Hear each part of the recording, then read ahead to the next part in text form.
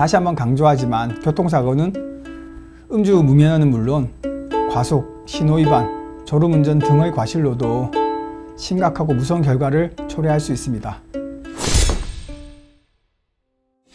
안녕하세요. 교통사고 전문업범 윤앤리의 대표 변호사 윤태중입니다.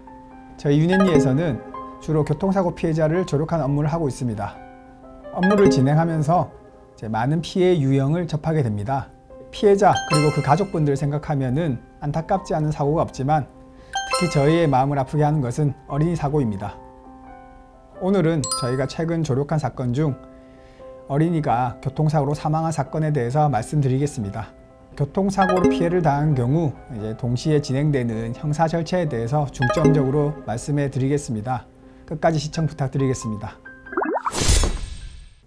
이 사건 사고가 일어난 곳은 편도 1차로인 어린이 보호구역 안에 있는 이면도로였습니다. 또한 해당 장소는 아파트와 공원 사이에 위치해 있었기 때문에 보행자가 많아 운전할 때 더욱 주의가 필요한 곳이었습니다.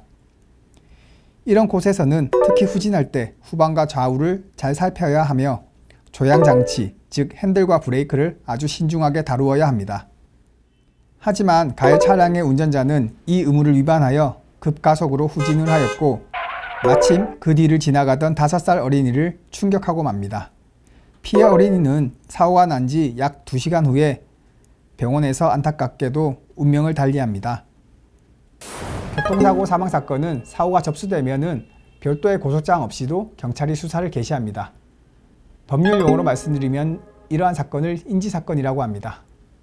여기서 형사 절차에 대해서 간략하게 말씀드리면 수사를 개시한 경찰은 먼저 사고 현장을 조사하게 됩니다. 그리고 가해 운전자, 즉 피의자를 불러서 사건 경위에 대해서 조사하게 됩니다. 또한 필요하다면 피해자 유족들을 불러서 참고인으로 조사할 수 있습니다. 이러한 조사를 통해서 사고 경위를 밝히고 그리고 유무죄를 판단한 후 사건을 검찰로 송치하게 됩니다. 그리고 검찰은 송치된 사건에 대해서 검토한 후 조사가 필요하다면 추가로 조사를 할 수도 있고 그리고 그렇지 않다면은 이러한 사건 관계를 정리하여 처분을 하게 됩니다. 여기서 처분이란 검찰이 기소를 하거나 불기소를 하는 것을 의미합니다. 아직은 공수처가 출범하기 전이니까 현재 우리나라에서는 기소를 할 수 있는 사람은 검사밖에 없습니다. 이를 기소 독점주의라고 합니다. 그리고 검사가 피의자한테 죄가 있다고 판단하여서 기소를 하게 되면은 피의자는 신분이 피고인으로 바뀌고 재판을 받게 됩니다. 이 사건은 가해자가 어린이 보호구역에서 급가속을 하여 어린이를 사망에 이르게 한 사건이기 때문에 검찰은 가해자에게 과실이 있다고 보아 기소를 하게 됩니다. 가해자는 처벌을 가볍게 하기 위해서 변호사를 선임하였는데요. 가해자와 그를 대리하는 변호사는 유족에게 접근해서 합의를 시도합니다. 하지만 눈에 넣어도 아프지 않을 아이를 하루아침에 잃어버린 유족들의 그 분노와 슬픔을 달래기는 쉬운 일이 아니었습니다. 그 과정을 지켜본 소회를 말씀드리자면 가해자 측은 소통 과정에서 유족분들을 더욱 화나게 하는 그런 실수들을 많이 저지릅니다. 가해자 측 변호인은 피해자 유족들이 가해자 측이 낸 서면을 열람할 수 있음을 알면서도 가해자의 행동에 대해서 변명으로 일관하는 서면을 제출합니다. 이러한 이유들로 시간이 많이 경과하였음에도 유족들의 분노는 가라앉지 않고 오히려 더 강해지게 됩니다.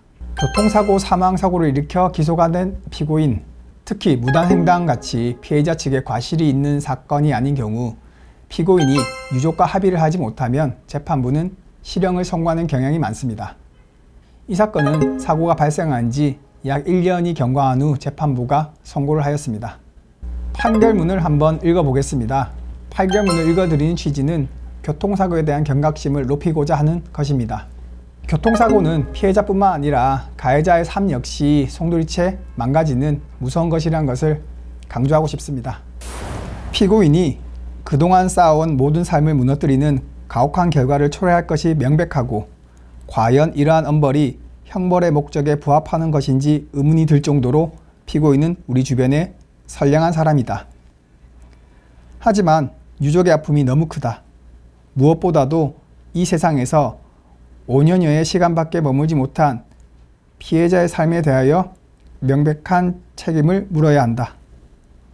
형벌이 이러한 역할을 하지 못한다면 응보에 기반한 형벌의 사회적 합의는 외면받고 경시될 수밖에 없다. 따라서 다음과 같이 선고한다. 가해자는 결국 금고 1년의 실형을 선고받게 됩니다. 오늘은 조금 무거운 주제로 말씀을 드렸는데요. 다시 한번 강조하지만 교통사고는 음주 무면허는 물론 과속, 신호위반, 졸음운전 등의 과실로도 심각하고 무서운 결과를 초래할 수 있습니다.